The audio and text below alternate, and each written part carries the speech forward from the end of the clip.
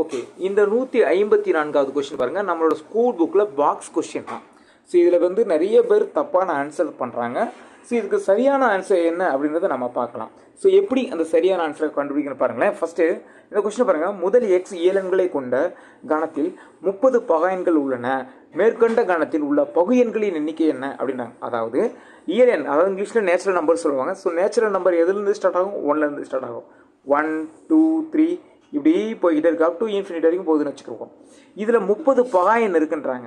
ஓகேவா? இதில் 30 பகாயன் இருக்குன்னா கேள்வி என்ன கேட்டாங்கன்னா பகுயன்களின் எண்ணிக்கை என்ன அப்படின்னு தான் கேட்குறாங்க. கிளியரா? இப்போ ஃபார் எக்ஸாம்பிள் நான் இங்கே ஒரு கொஸ்டின் எடுத்துக்கிறேன். இதை நான் எடுத்துக்கிறேன். 1லேருந்து 100 வரை எத்தனை பகாயன்கள் உள்ளன? 25 பகாயன்கள் உள்ளன.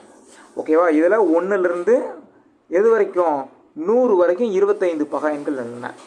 இப்போ இதுக்குள்ள பகுயன்களின் எண்ணிக்கையை கண்டுபிடிக்க என்ன பண்ணலாம்? 100 மைனஸ் 25ன்னு போட்டுருவாங்க. ஏன்னா சார் மொத்தம் 1லேருந்து 100 நம்பர் இருக்குது, அதில் 25 நம்பர் பகாயன்னு. அப்போ இந்த 25 கழிச்சிட்டா மீதி உள்ள எண்கள் எல்லாமே பகுயன் சார் அப்படின்னு சொல்லுவாங்க. அது ரொம்ப ரொம்ப தவறு. ஏன் அப்படின்னா இங்கே முதல் நம்பருக்கு பார்த்தீங்கன்னா 1ன்ற ஒரு நம்பர், அது பகுயனும் அல்ல பகாயனும் அல்ல. இங்கே கேள்வி என்ன கேட்டாங்க? பகுயன்களின் எண்ணிக்கையை தான் கேட்டிருக்காங்க. மீதி உள்ள பகுயன்களின் எண்ணிக்கையை தான் கேட்டிருக்காங்க.